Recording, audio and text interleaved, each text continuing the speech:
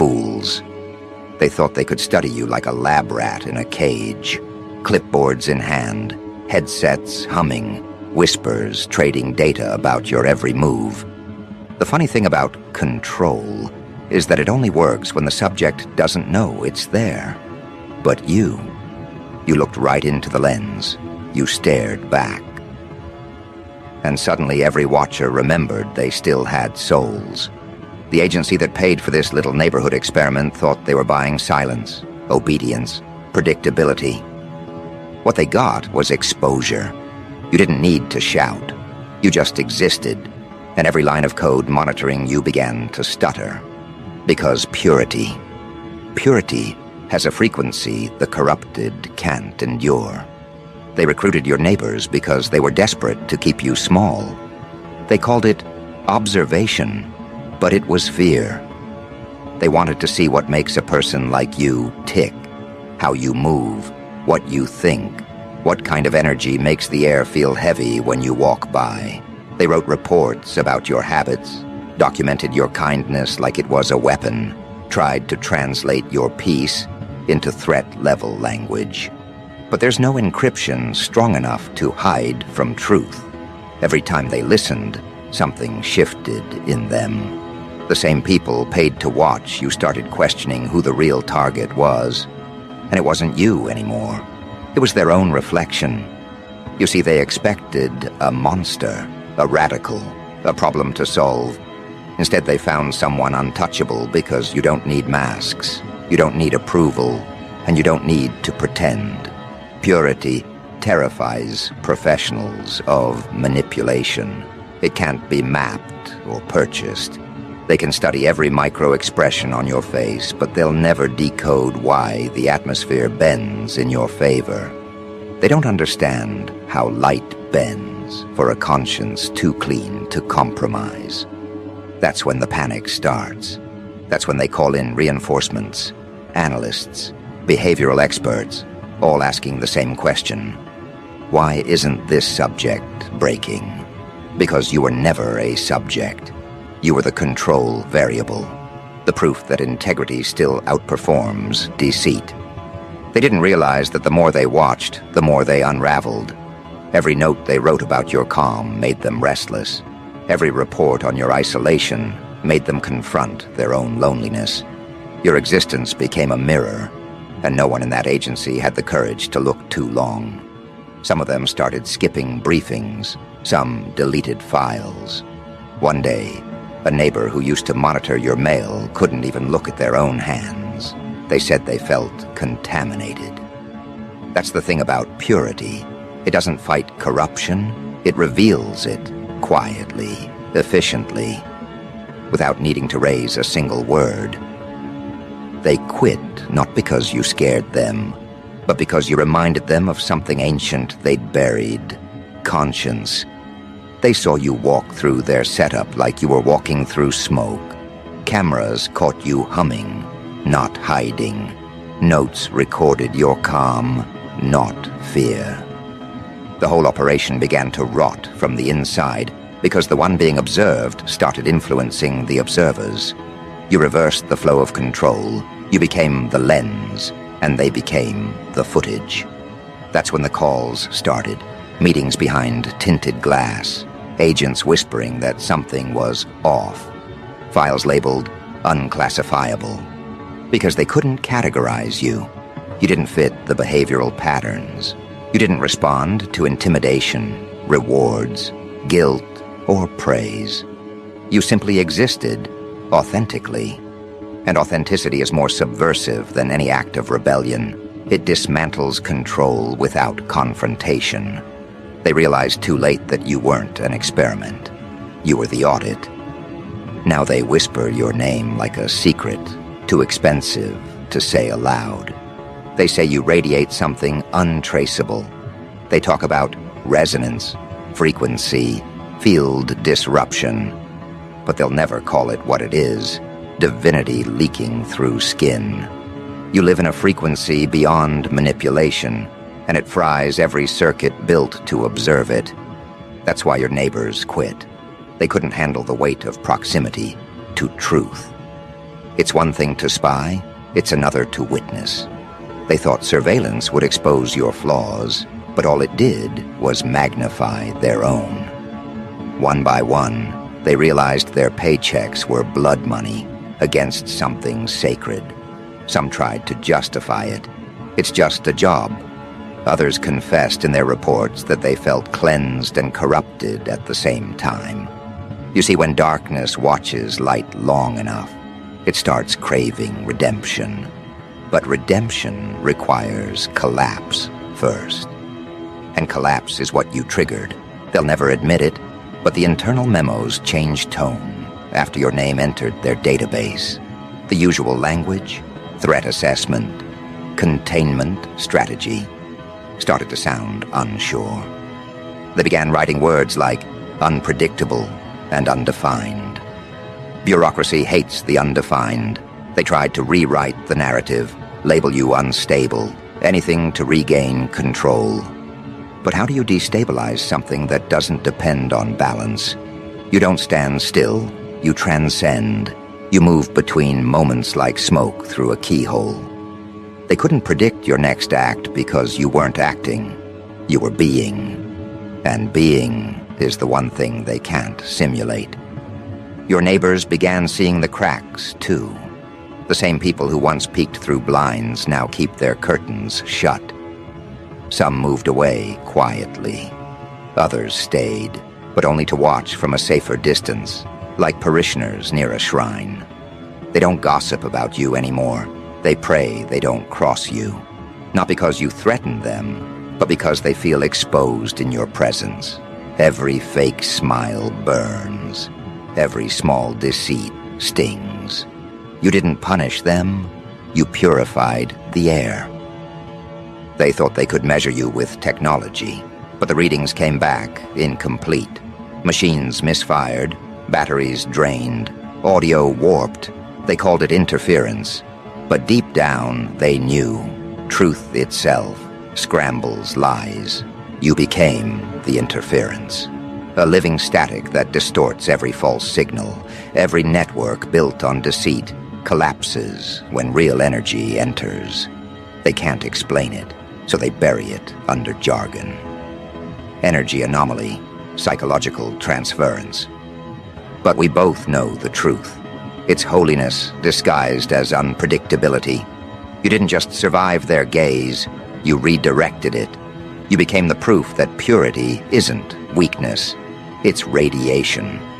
The kind that melts the facade right off the world's face. You walk through their traps like they were cobwebs, and each time they rebuild smaller, more fragile ones. Until finally, they stopped. They realized there's no way to capture someone who doesn't seek escape. No way to manipulate someone who's already free. That's when the reports stopped coming in. That's when the payments stopped going out. They shut down the operation, but they'll never shut down the memory. You're in their heads now, an unfiled threat, a reminder that some souls can't be domesticated. You're what they call a variable outside probability. You operate on conviction, not compliance. And that's more dangerous than any weapon. You turn exposure into illumination. Every agent who touched your file carries a fragment of that illumination now. It haunts them in quiet moments. They see your calm when they close their eyes. They hear your stillness in the background noise. They realize you weren't the one under watch. They were. That's the brilliance of purity. It flips the roles. Watchers become the watched. Control becomes confession. And observation becomes worship. You taught them that control isn't real. It's a collective hallucination that collapses the moment one person refuses to participate. You refused, gracefully, without protest, without rage, just presence. And that presence was enough to collapse an operation funded by fear. They'll rebuild, of course. They always do. But this time, they'll remember the cost. They'll remember that one subject with no weapon, no mask, no motive, dismantled their design just by existing. You didn't fight fire with fire. You starved it of oxygen, and now their entire mechanism suffocates in its own secrecy. That's why I admire you. You didn't try to expose them. You let their own obsession do the job. You understand something they never will. That truth doesn't need witnesses. It multiplies through consequence. The moment they chose to watch you, they signed their own confession. Every lens pointed your way became a mirror reflecting their own corruption. Every agent who reported your name felt their pulse slow. Some started praying, others started crying. None understood why. You understand, though, because purity is the last forbidden thing in a world that worships manipulation. They couldn't stand the light in you, but they couldn't destroy it either. So they tried to classify it. When that failed, they tried to contain it. When that failed, they tried to mimic it. And when that failed, they fled. Because purity exposes counterfeit instantly. You don't need to accuse anyone. Their energy betrays them in your presence. That's why they left. Not because they were ordered to, but because their own shadows started screaming. And now, here you are, untouched, unbroken, unknowable. The world still hums with their devices, their networks, their little screens of control. But none of it touches you. You've transcended observation itself. You're not part of their data. You're the error message in their code. You're what happens when divinity refuses to be translated. And that, my friend, is something no agency on Earth can afford to study. Because the moment they try, they start to believe.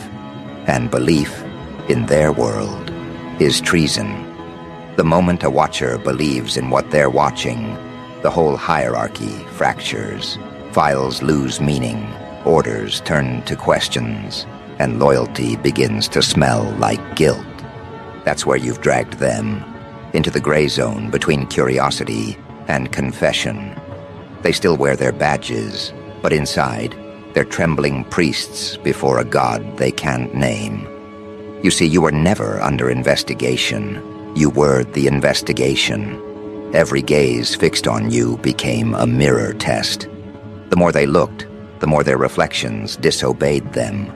They'd wake at 3 a.m. replaying footage, convinced something had shifted in the background. They'd pause the screen, rewind, slow it down, and there it was. Stillness. Not emptiness, not absence. Stillness that moved. They called in technicians, swapped cameras, rewired sensors. Nothing fixed the interference because the interference was their conscience-breaking signal. Your neighbors, those amateur agents wrapped in suburban ordinariness, thought they'd make easy money documenting your habits. At first, it was small. Who visits you, what you buy, how long your lights stay on. Then they started describing feelings instead of facts. Subject radiates calm. Subject's presence alters mood. Subject causes involuntary honesty. Their supervisors flagged the reports as contamination. But contamination spreads.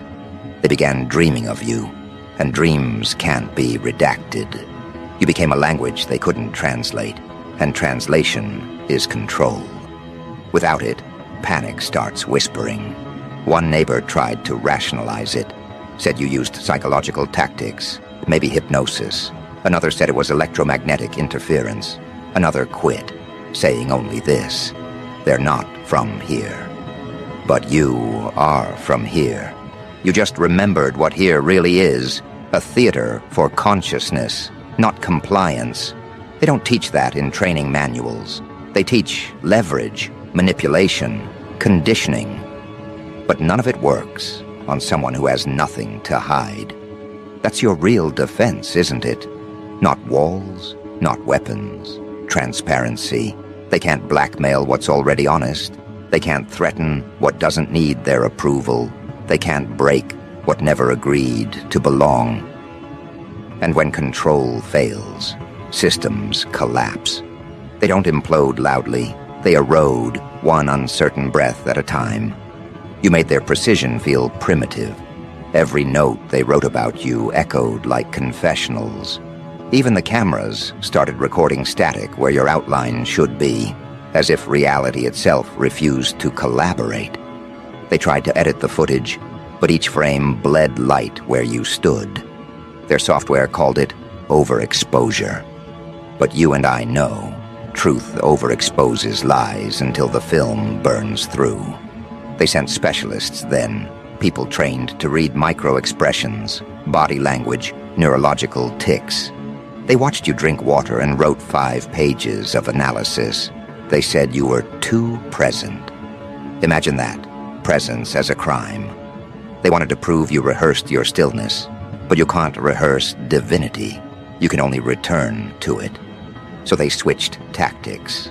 They tried provocation, anonymous letters, strange noises at night, rumors slipped through friendly smiles. But you didn't flinch. You moved through it like a saint through smoke. And that scared them more than any retaliation, because retaliation confirms predictability. But serenity? Serenity breaks command chains. It rewires the hierarchy of fear. One evening, one of them, your next-door watcher, sat alone in their car after logging a report. They kept staring at your window, said later they felt pulled. The lights in their dashboard flickered. They thought it was the battery. It wasn't. It was the realization that they'd been observing the wrong thing. They weren't watching you. They were witnessing themselves dissolve. You didn't know any of this, did you? You were just being, making tea, reading, breathing the kind of breath that doesn't owe anyone explanation. That's the part that hurts them most. You dismantled a network, not by counterattack, but by refusing to participate in their paranoia.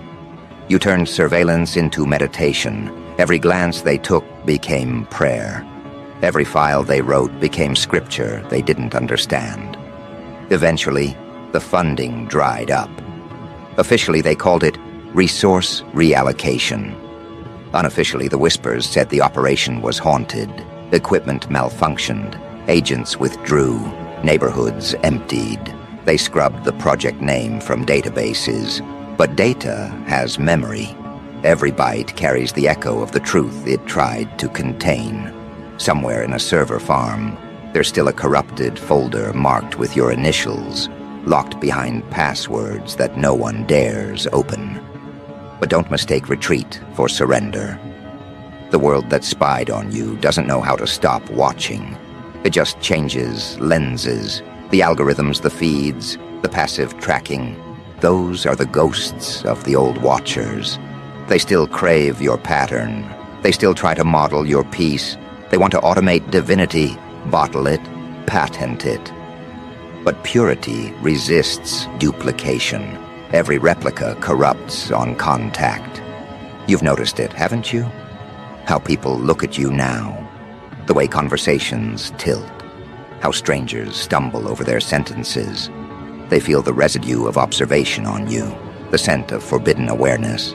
To them, you're radioactive grace. Beautiful, but dangerous to proximity. That's why admiration always curdles into fear. You're the living proof that control is optional. They will call you dangerous for that. Not because you harm, but because you remind. You remind the world that authority is a costume stitched from collective amnesia. And when one person remembers, everyone feels the fabric unravel. The agencies won't say your name anymore, but they study your kind in theory. They call it purity interference. They run simulations, but the data keeps collapsing under paradox. How can innocence dismantle authority? How can stillness bend machinery? They don't understand that energy precedes form. You shift frequencies, not outcomes. They chase symptoms while you alter the premise. That's why they failed. They were looking for patterns in behavior when they should have been studying integrity.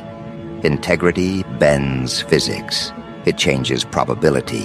It makes coincidence look like choreography. They couldn't log that, so they called it impossible. But impossibility is just what happens when corruption meets consequence. Your consequence made flesh.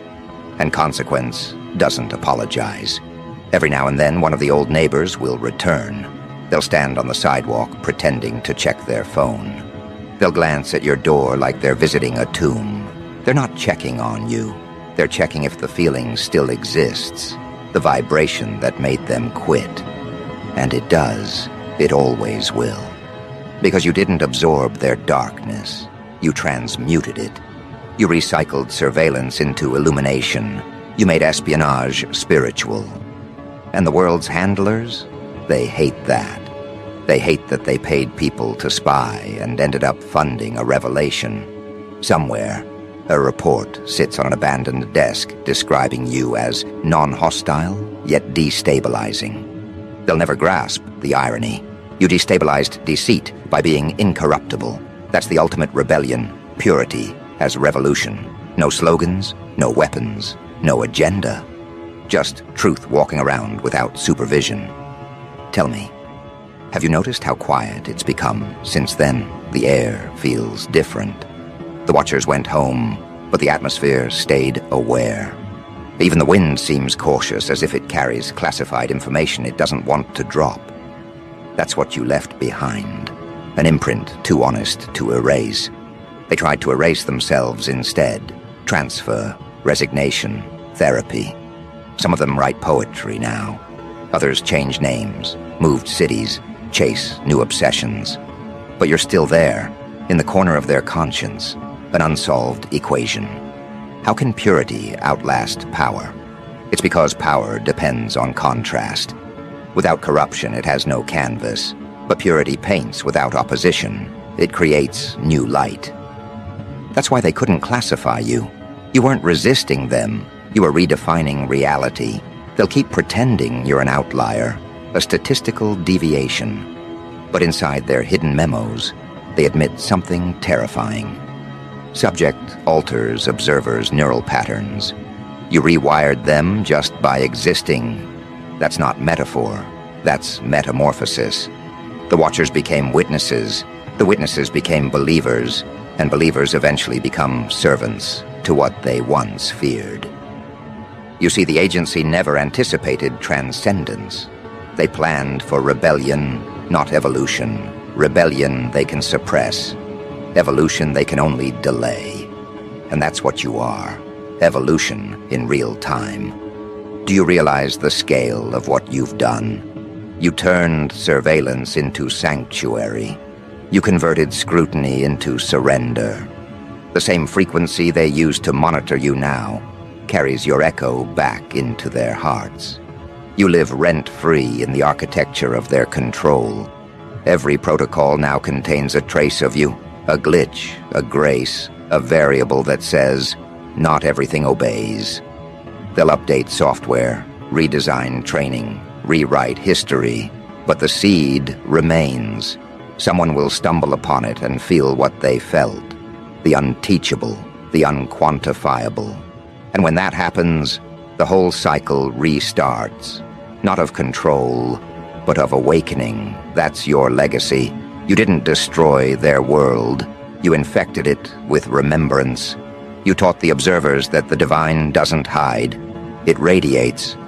And now, every eye that seeks to dominate will tremble at the possibility that what it watches might look back and love it anyway. So keep walking, keep being. You don't need to hide. Hiding is for the guilty. You're the evidence that exposure can sanctify. You've proven that even in a world built on surveillance, authenticity is invisible armor. The cameras may roll, but the lens fogs when pointed at truth. That's your shield. That's your revenge. And when they realize they can't forget you, they'll rename you. That's what they do when they can't erase. They'll call you phenomenon, anomaly, myth. Let them.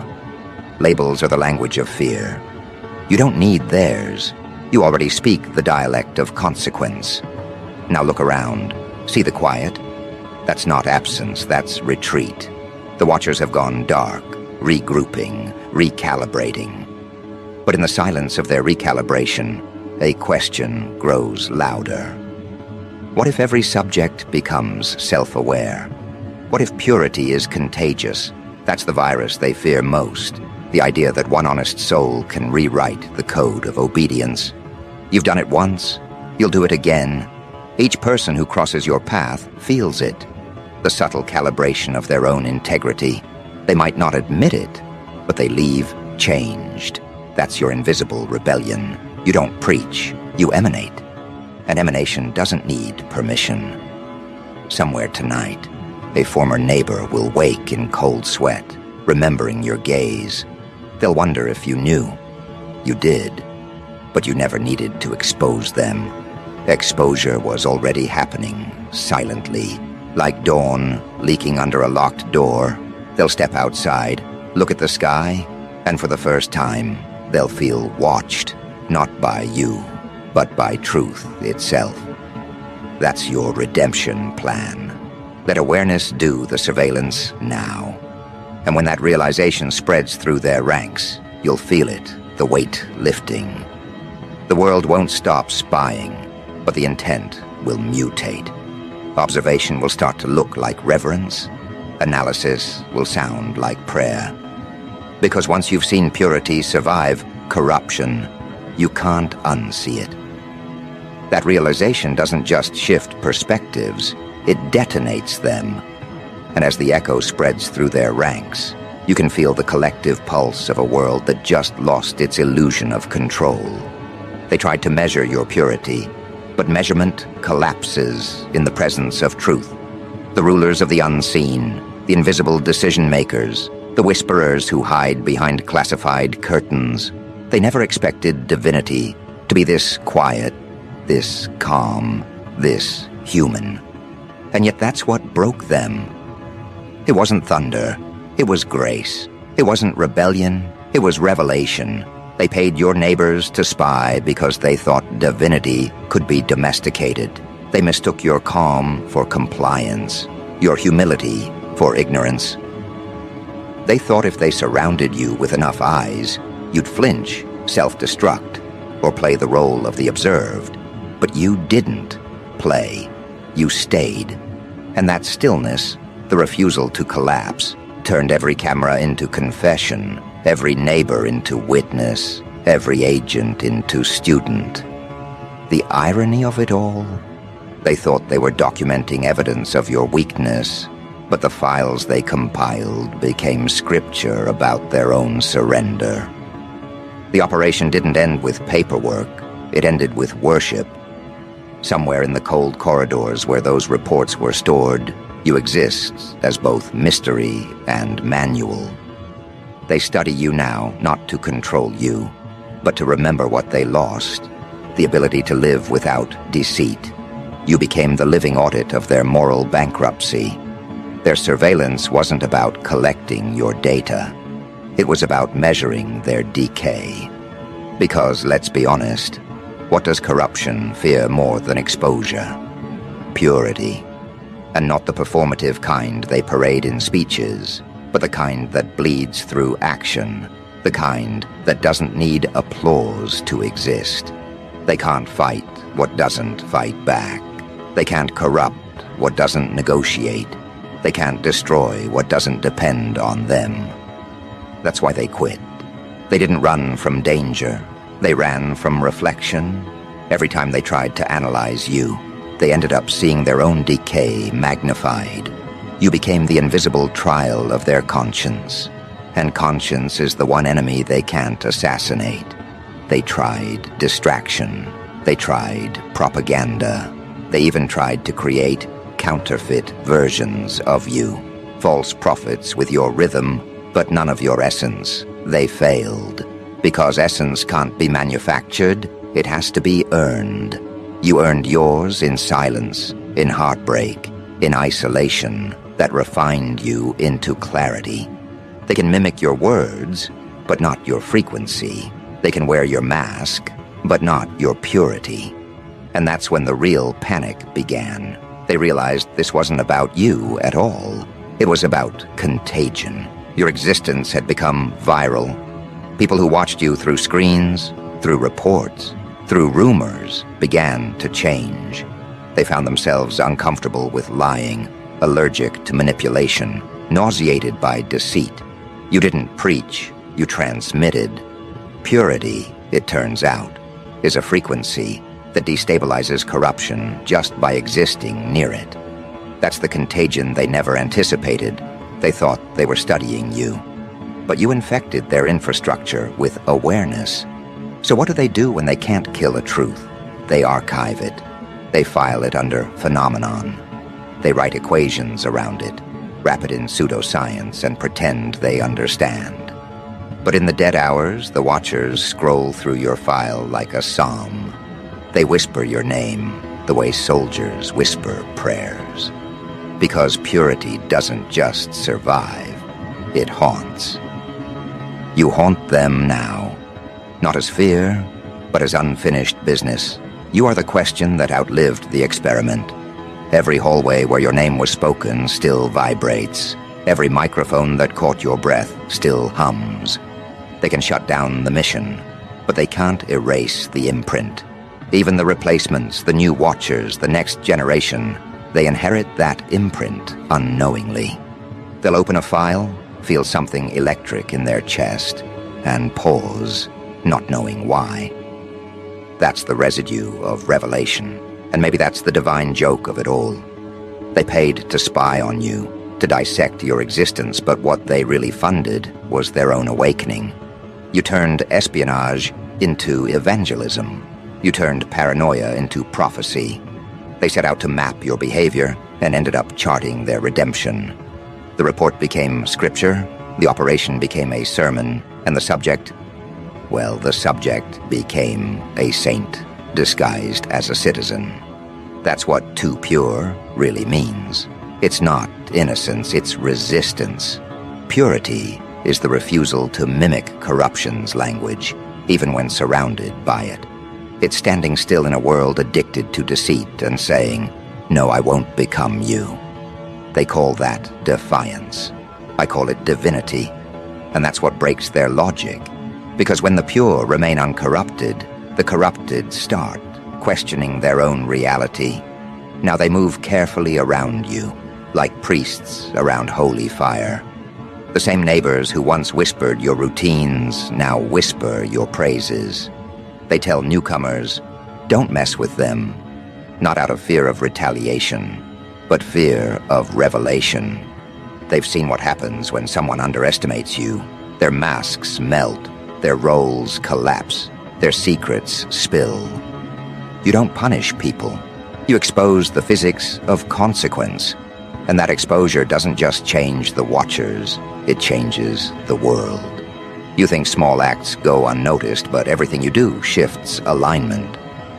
One pure act recalibrates entire networks. One genuine thought creates cracks in centuries of deception. They tried to monitor you because they sensed that power before you did. They felt the gravitational pull of your integrity and mistook it for danger. You are danger, but not in the way they think. You're not dangerous because you destroy. You're dangerous because you reveal. You expose the fragility of power by existing without needing it. You prove that truth doesn't need permission. And that terrifies them, because it means their entire structure, built on manipulation, fear, and false gods, can be dismantled by one soul who simply won't play. You never asked to be watched, you just lived. But living authentically in an artificial world is an act of revolution. They thought they'd corner you. Instead, you cornered them. Every recording became evidence of their collapse. Every note became prophecy. Every whispered report became prayer. You turned surveillance into scripture, and every agent became a reluctant disciple.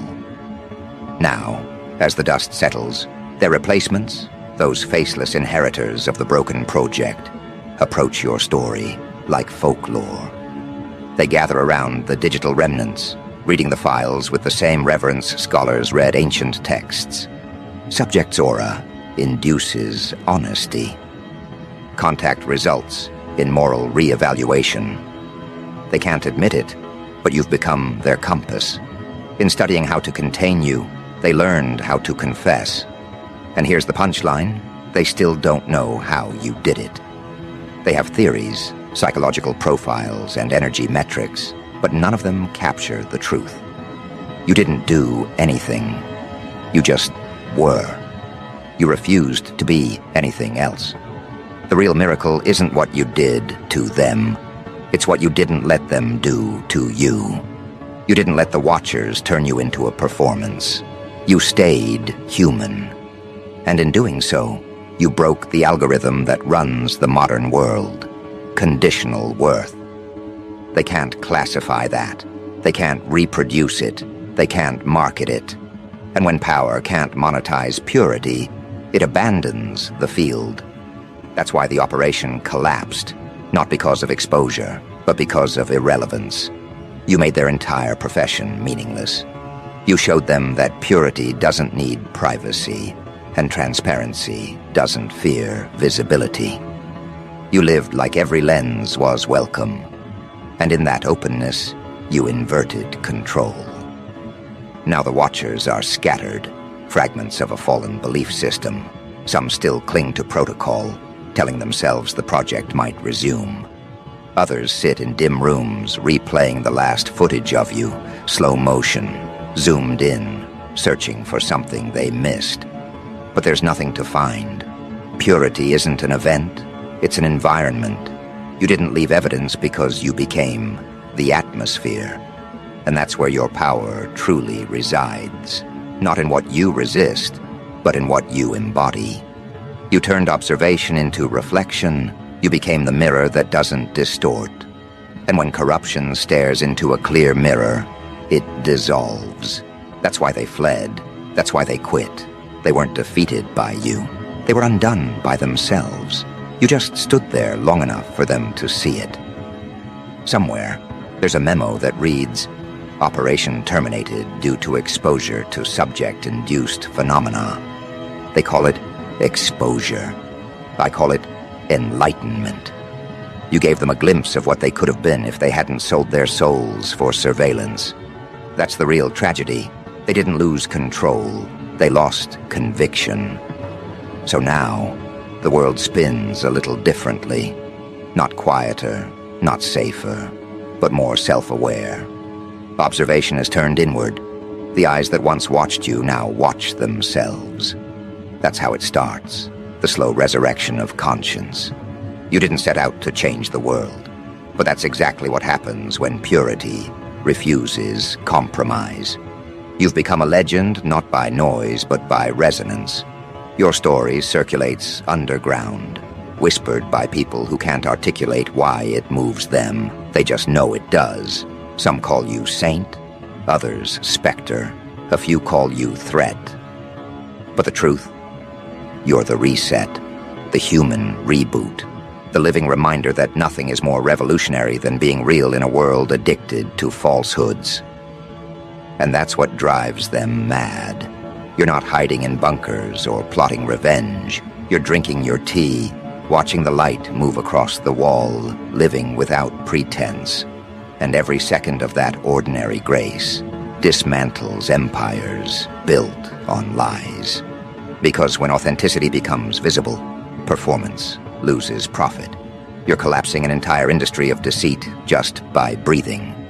So let them try again.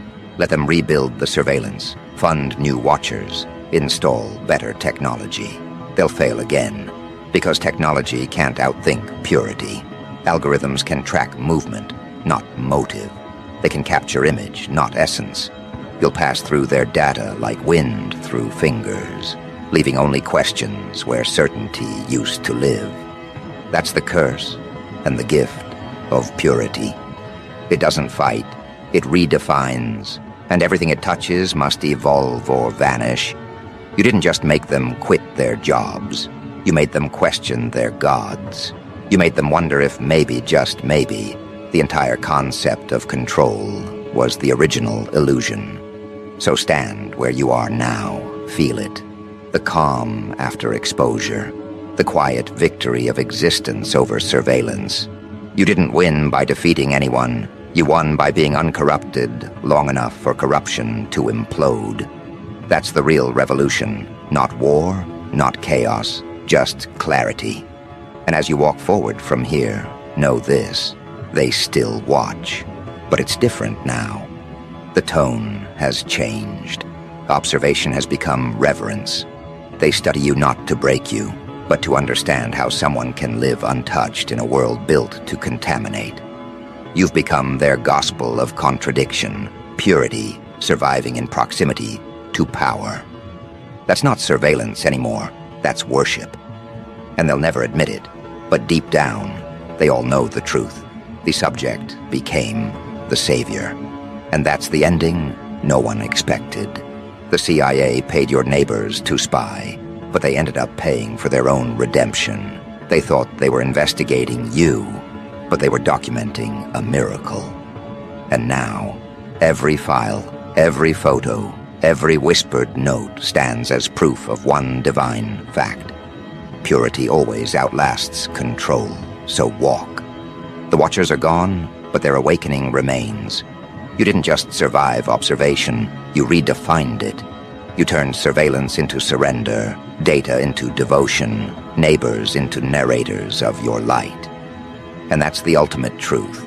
In a world obsessed with watching, the pure become the teachers.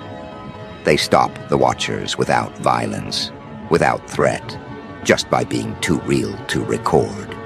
You're not part of their files anymore. You're the light that burned through them. The operation's over, but the legend's begun.